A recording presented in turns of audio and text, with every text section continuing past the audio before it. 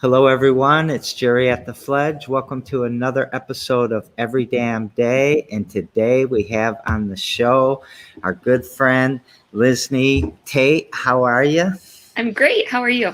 I am doing spectacular. It seems like a very, very good day today. It is. It is. Yeah. So, what have you been up to? Today, crying. It was very exciting to see the inauguration this morning, and so that's where I am. Yeah, I thought it was great. I loved that poem. We were talking about it a little bit earlier. Yeah. That poem just knocked me out.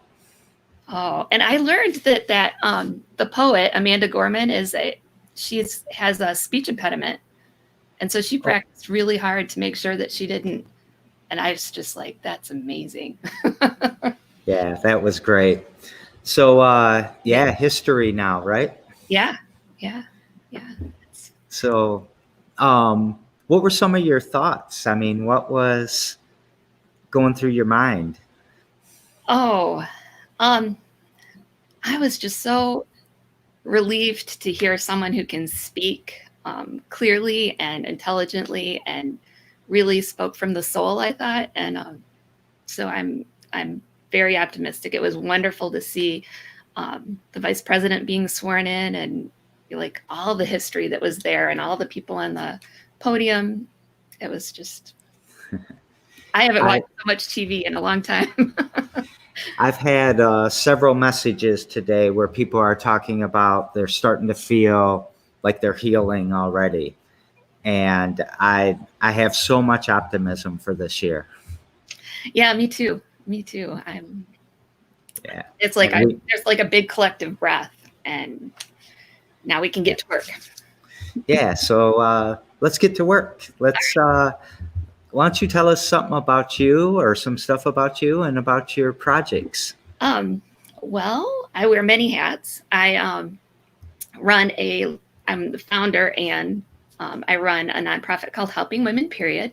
And we provide menstrual products for homeless and low income people in mid-Michigan. And then my other hat is I run a local networking site on Facebook that's for women and women identified only. And we have about 19,000 members in that site. So it's 2 part-time volunteer jobs that equal more than a full-time job.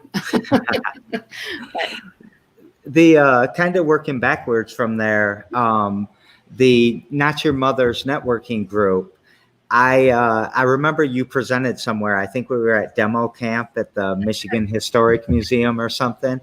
And that graph of how you acquired users just always astonished me. I mean, it was huge, like in minutes, it seemed like.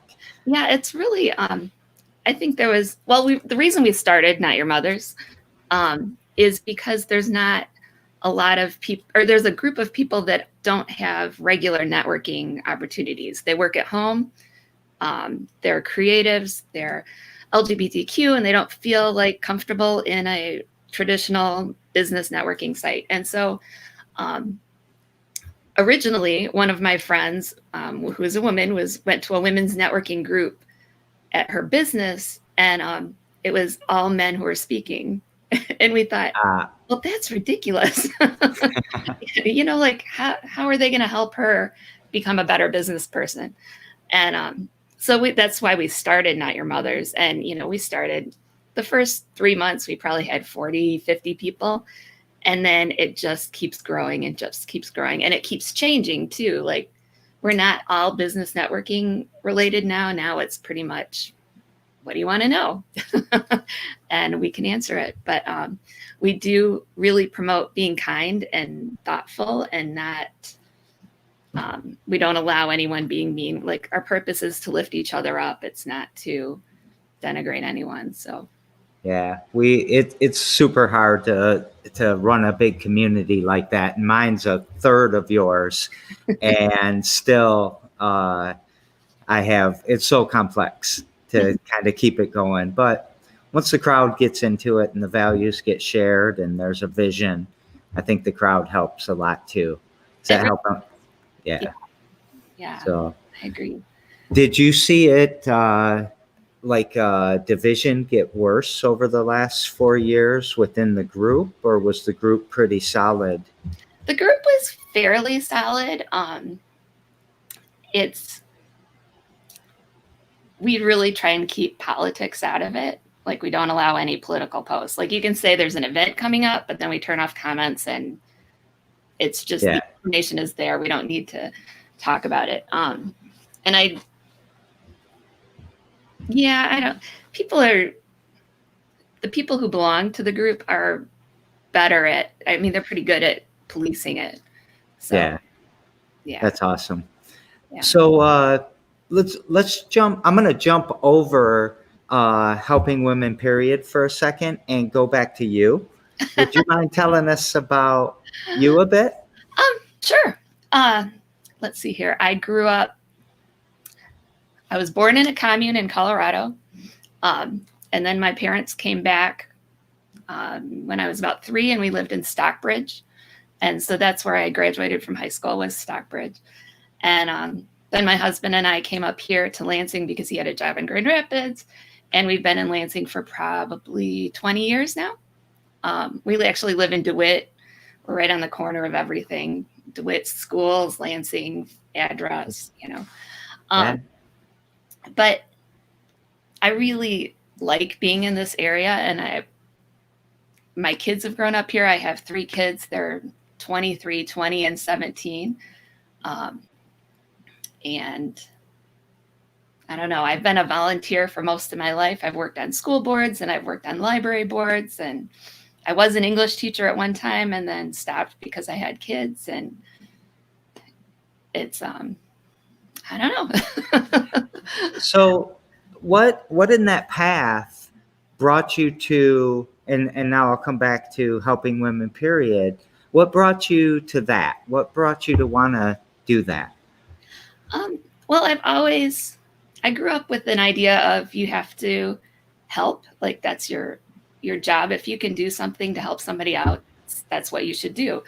And so, like, my grandmothers were both volunteers, and the friend I started helping women period with, we both had kids in a Montessori school in Okemos, and we both saw the article on Facebook about the lack of product for homeless and low-income women, and thought we have to do something. Like, we'd never thought about that being an issue. We'd always given soup and crackers and cookies and stuff to the food bank, but we never thought about giving pads or tampons. And we just, being a person who's had a period, and I've had a period that's been surprising, I know that feeling deep in my heart of not having the product that I need and how frustrating it is. And I have a home to go home to and product under the sink. And, it's just a temporary problem for me. And I thought about all these women and other people who menstruate who are, they have to use socks or paper towel, or, it's one more thing piled on top of them that paralyzes them from making other decisions. And my friend and I, Amy, said, we need to do something about this. So we thought, well, we'll have a breakfast. We'll invite 30 of our closest friends, get some donations, and we'll buy some product off of Amazon and give it to the local shelter. And we put it on Facebook on a Sunday. And on Tuesday, we had to change the venue because we had 100 people coming, not 30 that we had originally planned on. And on Thursday of that same week, we filed nonprofit paperwork because we had people from all over the U.S. who wanted to send us money because it's a very personal issue.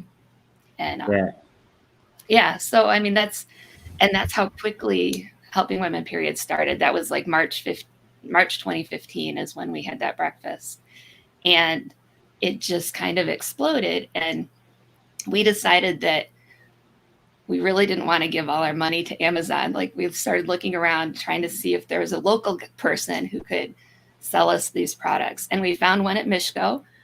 They're a janitorial supply company in Old Town. And they said, if you buy 100 cases, we'll sell them to you at cost. And so we bought 100 cases, which is a lot, and put them in our living rooms and our cars and stuff, and tried to figure out where we were going to give this product to, because we knew it was needed, but we didn't know how to connect. So then we started talking to other nonprofits in the area that already had those relationships, homeless shelters, domestic violence shelters. And we started donating to them, distributing to them, and then they would give it to their clients. And so now here we are almost 6 years later, and we partner with 150 charity partners in 6 counties. And last year we distributed 560,000 items. And that's the 3rd year in a row of over 500,000 items that we've been distributing. So it's the need is there. So do you go big with everything you do? Kind of. I like starting things. I like to be an instigator. Yeah, I like it. So we have a mutual friend, Emily. And when she was on the show, we talked about she would sew pads that were reusable pads. Yeah. And we got into the conversation of the term period poverty, which I had never really heard that term, I don't think, before then. And it would, that kind of, like we were kind of talking about the show and you pointed out, that sums it up, right? I mean, those 2 words in a lot of ways. Yeah. Well, there's such a stigma against poverty in general.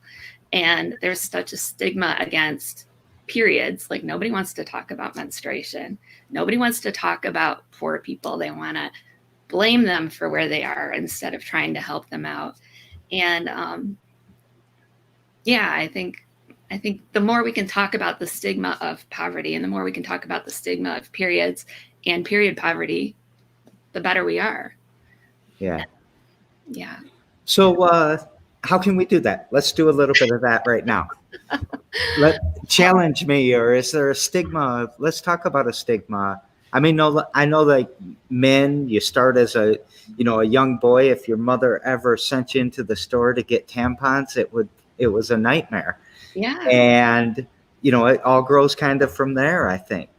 It does. From my perspective. Well, in like sex ed in the schools, they separate kids at 4th grade or 5th grade and put the girls in one room and the boys in the other room. And the girls learn all about their periods and the boys learn all about whatever they learn about. It's not periods. We're not going to tell you. Right. And if we just start talking about that more earlier, like, you don't have to be graphic about it, like sex. You don't have to be graphic about sex, but you're just like, when 2 people love each other, this is what they do.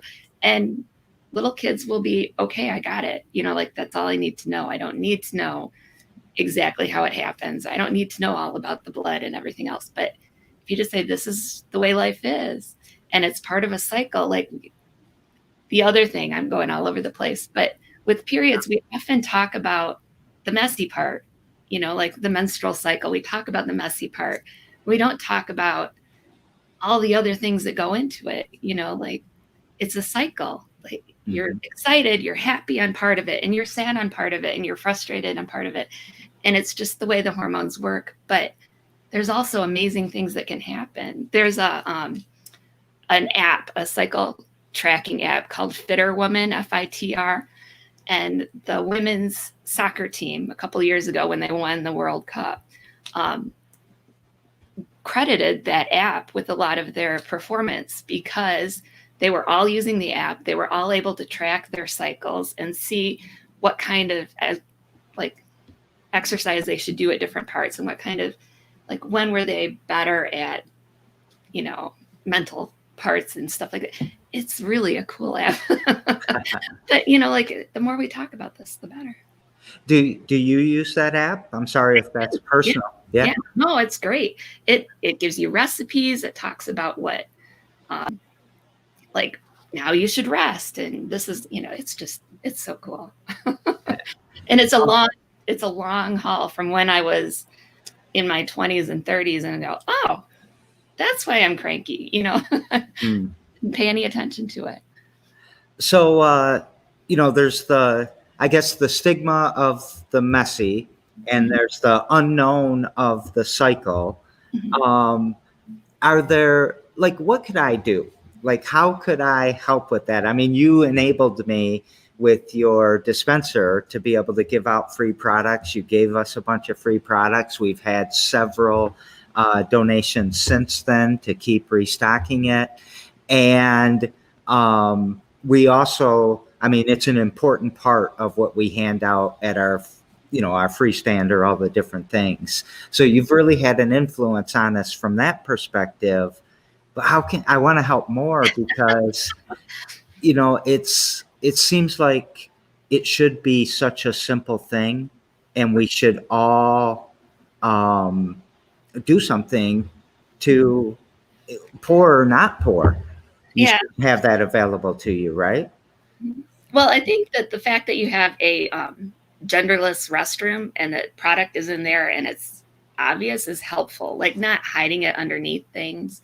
I know with my own, I have 2 sons, and they were young when teenagers when we first started helping women, period. And I would make them help me separate into bags the product. So touching it and talking about it, having them help. I went and talked to a school about what I do. And one of the boys said, well, why do I need to know about menstrual health and menstrual cycle and all this other stuff? And another boy stood up and said, hey, are you going to ever have women in your life? Are you ever going to have a daughter?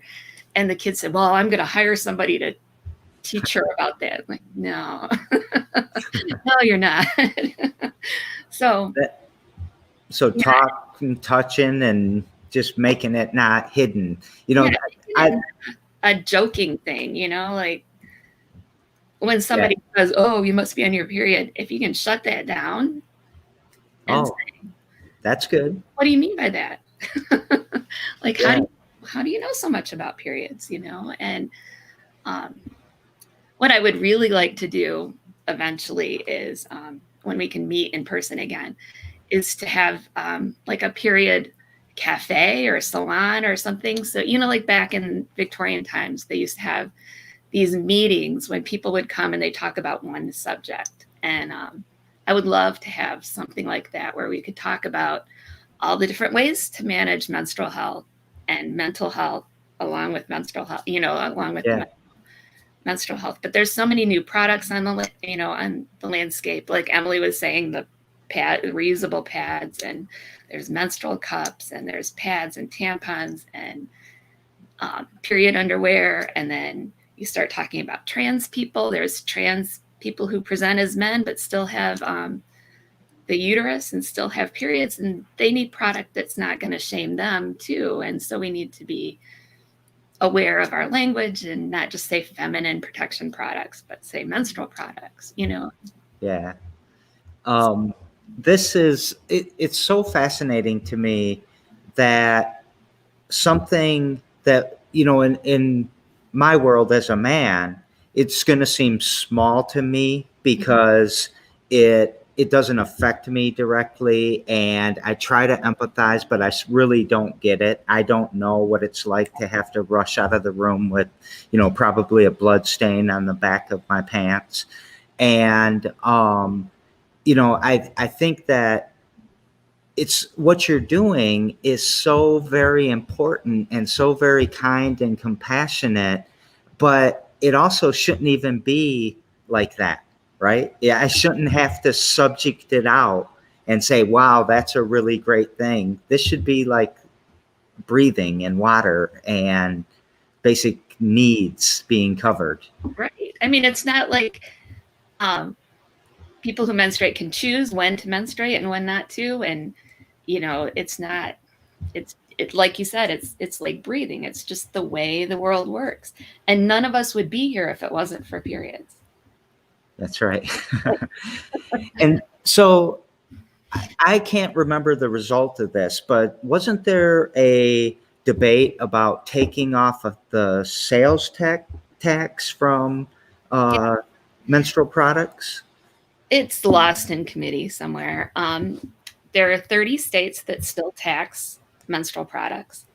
And the frustrating thing is there's not an equivalent tax that affects men. Mm-hmm. Right. So, and then there's no sales tax on newspapers, for example. which are made up of the same material.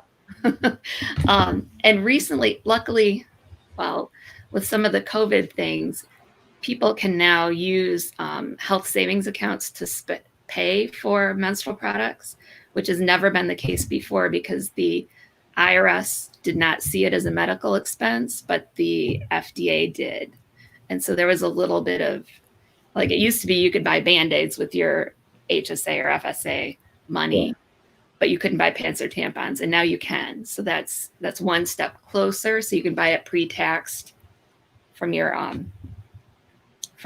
paycheck, but you still get taxed on it when you buy it at the store. And during that debate, I remember thinking it seems like that should be free. And I was trying to think of other things that we pass out that are free. And some of them are silly, like toothpicks or whatever that people will do at the restaurants and everything. Are there a lot of places where it is free, or is that dependent on really you making that happen? Oh, like where period products are free? Yeah.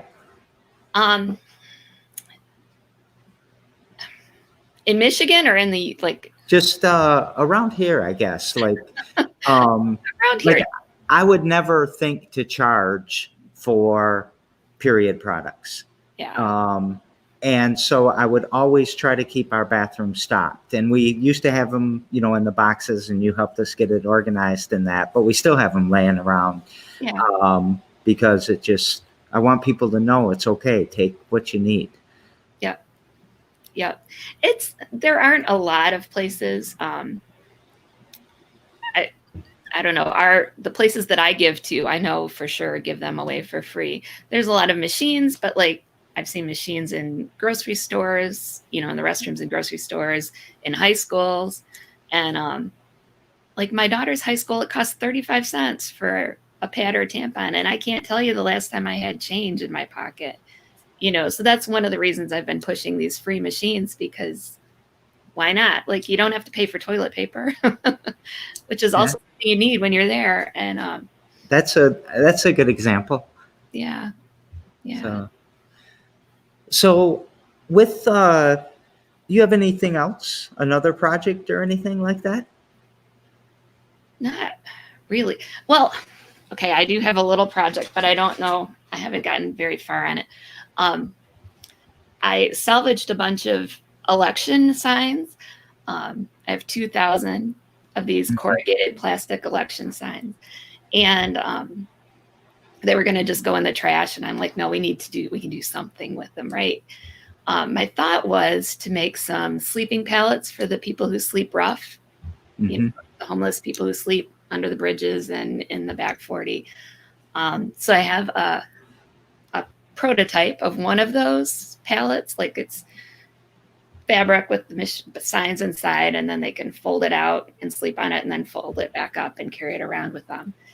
And but I don't know, this is all just in my own head. I haven't talked to anyone who actually sleeps rough or helps the people sleep rough. So I don't know if it's an actual thing, or if there's anything else I could do with those pallets, or with that pallet of corrugated plastic. But I have heard farmers wanting them to block the wind. And did anyone ever connect with you on that? No. Okay. No. You want to go out to the back 40? Yes, I do. You do? Yeah. I'll go with you. Okay. I met everyone. Those are some nice people out there. Good. Those are some very, very nice people. Well, I'll bring my prototype, and I'll bring some other signs, and we can see if they have any ideas. And some products. There's 3 women out there. Yep. Awesome. All right. We're going to make that happen. So as you look at these projects, is there a common mission? Is a related mission? I think we said earlier. What's your mission? What are you trying to do? Okay, my personal jam. I don't know if it's a mission. Yeah. But, to connect people with other people who know how to help them or how to enrich their lives in some way. That's really the basis of my life. Like, I get so excited when I can say, you need to go see this person because they know, like you can see Emily because she knows how to teach sewing things and it's amazing. That's really like my personal cool jam. Mm-hmm. Yeah. I'm going to take that. I'm not saying mission anymore. I'm saying, what's your jam? That's really. So is there something you do every damn day to push that forward? Oh, well, yes, because I'm on my Facebook group.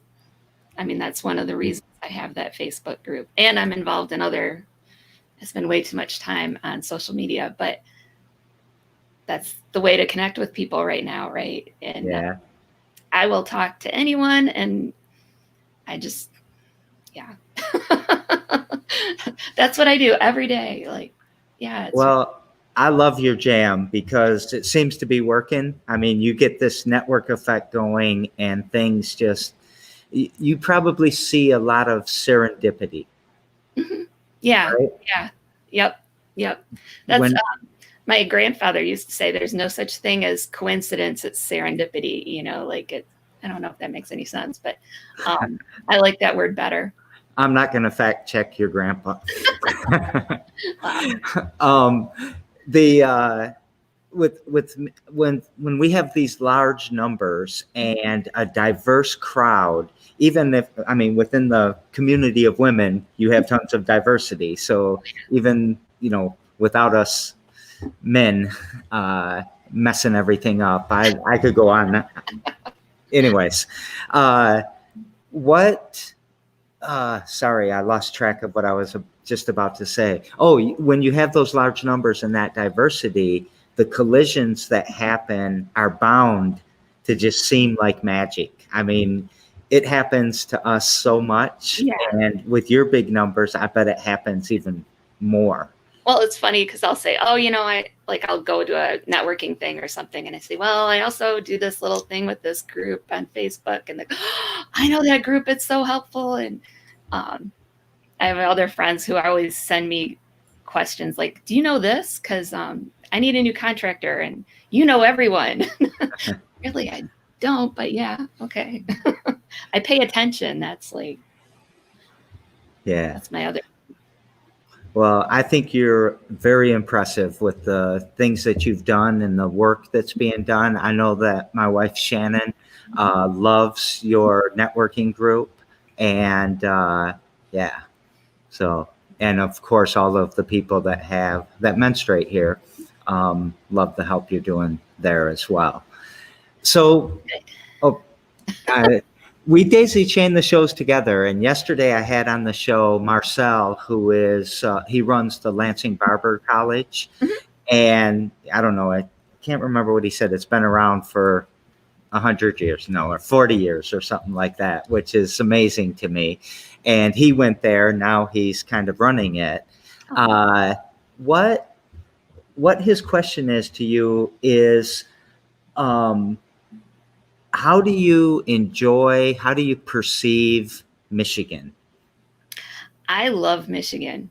I love all the different seasons that we have. I love the diversity of people. And like here in Lansing, there's so many really cool people and so many really excited people about what they're doing. Yeah, I love Michigan. Yeah, I do too. And I'm very proud of Lansing. I think sometimes we're scared to use the word proud or pride or whatever, but I'm so proud of Lansing. Even in some of our dark moments, we're still able to start to fix it and to talk and to have better ideas and to do better things. Yeah. And you are one of the people that makes all of that happen, by the way. And then I think Michigan gets a bad rap sometimes. Like, it's not California, but we have a pretty long coastline and we have some pretty cool lakes. That's true. So, on the show tomorrow is Andrew Brewer, who runs Peace of Mind Home Health Care, but I think we probably know him better because he also does Men Making a Difference. And what question would you like me to pass on to Andrew, who I think they also call Pete? I want to know what makes him excited about getting up in the morning. All right. And it doesn't have to be, I mean, it could be a huge thing or a little thing. Yeah. What about for you? What gets you excited? Or, yeah, what makes you get up in the morning like that? For me, it's the chance to talk to people and to see what new things are going to be presented. Like, there's always going to be some other adventure or some exciting piece to the puzzle. You know, somebody will say something that'll either irritate me or excite me, and I like that every day is different. Did the Not Your Mother's networking group just blow up today with pearls and everything? Well, we don't really allow a lot of that. Oh, okay. I don't know. All my other social networking parts did, though. I work with a lot of nonprofit directors on a Facebook group, and that one was just doing play-by-play for the inauguration. And my daughter went to school in her Chucks and her pearl necklace. To me, because it's making history, I'm not thinking of it as a political thing. I was thinking more of a social thing. So, but I guess there is divide even in that. Yeah, on Not Your Mother's, we have to be very careful about. It's amazing what posts will blow up, and you think, well, there's nothing wrong with this post. I don't have to watch it. And then all of a sudden, people reporting it and sending you messages. So we try and keep things that are controversial kind of down low. Well, I hope we all start turning that off more and just start moving forward with the goal at hand, which is to make a better community and society. And again, you know, I think you're a rock star in that realm. What would you, as we kind of wrap up, what would you like to take us out with? Do you have anything that you didn't say that you want to, or anything? Just a little self-promotion. If you would like to volunteer with Helping Women, period, or we have lots of volunteer opportunities, sewing bags or packing bags or delivering bags or distributing bags at the mobile food banks. We go to 4 or 5 mobile food banks a month. Please go to my website, helpingwomenperiod.org, and under Get Involved, there's lots of little links to how you can help, because we can't do what we do without our volunteers. So that's very good for me to know too, because I have tons of people that want to get out of the house or want to get doing something that's helpful that I have to turn away a lot because we can't handle all that activity at one time here, because most of our volunteer opportunities are inside the building for the most part. So that's very good to know. Yep. Every second and third Saturday, we're outside at the mobile food bank with the Greater Lansing Food Bank. And so I always need people to come and help pass out pads and tampons. I'm trying to talk and type at the same time with the Greater Lansing Food Bank. Yeah. And then they're doing, Greater Lansing Food Bank is doing 2 more mobile food banks at their current location on Mint Road, which is over near the airport, in February on I can't remember what dates. I'm not going to say them out loud, but 2 days during the week, like 2 to 5 or something like that. The ones on Saturdays are 9 to 12. Okay. I think I've got a flyer posted around somewhere, so I'll try to share that as well. Anything else? No, I don't think so. Of course, as soon as you turn it off, I'll remember like 16 things, but that's all right. We're going to do an encore someday. Yay. It's been really great. I've had a lot of fun too. We talked several times. We don't talk every week or anything like that, but I always love talking to you because I don't know what it is about you, but you are, it must be that your skill in networking and your skill in just, I feel welcome in the space that even you're supposed to be in my space, I think. And, I feel like I'm in your space. So I think you're really good at what you do. And, I've always believed that everything we do through other people. And, yeah, you're amazing. And, the stigma around poverty and periods, I love what you're doing there. We deserve better. The poorest of us deserve a hell of a lot better than what we're allowing them to have. Well, they're people too. They've got dreams and ideas and brains in between their ears. And I just need to do what we can to get them to help share too. Yeah. So thank you very much for helping to make our community stronger. Thanks for being on the show. Everybody will be back tomorrow with Every Damn Day at 2 p.m. And we will have Andrew Brewer. And I will see you later. Thank you. See ya.